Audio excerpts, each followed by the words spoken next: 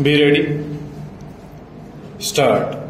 It was also pleaded in the said application that disputes, if any, could not be classified as maritime dispute attracting applicability of Clause 60 of the agreement between the parties, and the agreement dated 4/12/2007 does not fulfill the ingredients of an arbitration agreement as prescribed in Section 7 of the Act.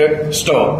The aforesaid application, however, was not decided by the arbitral tribunal, which was of the view that on the first date of hearing the claims should be decided and adjudicated. Stop. This was followed by 3 more applications before the arbitral tribunal seeking a decision of the issue of jurisdiction, competence and validity of the arbitral tribunal. Stop.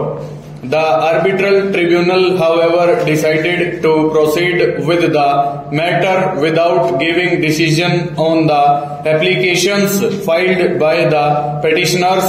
Stop.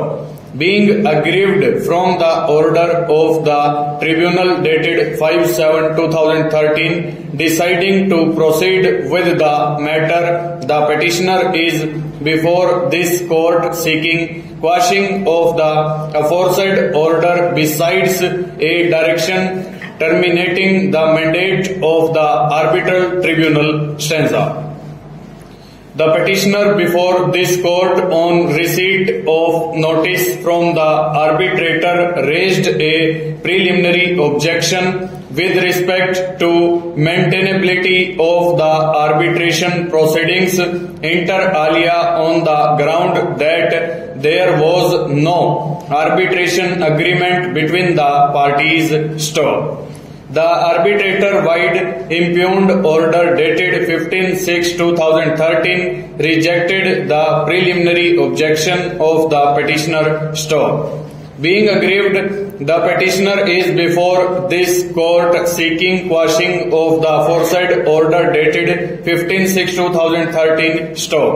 In contending that the arbitral tribunal is required to decide the issue of jurisdiction as a preliminary issue before taking any further pleas in the arbitration proceedings, the learned senior counsel for the petitioner in WP C number 6328/2013 laid emphasis on the words where the arbitral tribunal takes a decision rejecting the plea, continue with the arbitral proceedings, decision rejected, and make an award used in subsection (5) of section 16, and submitted that ignoring the aforesaid mandate of law is likely to visit the parties with consequences of having to suffer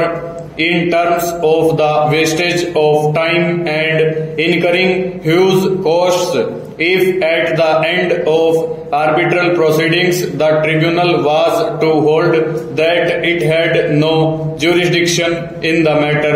Stop. He further submitted that right to appeal conferred by section 37(2) of the Act in the event of the tribunal acceding the plea of want of jurisdiction or exceeding the scope of its authority as the case may be. Full stop. Over.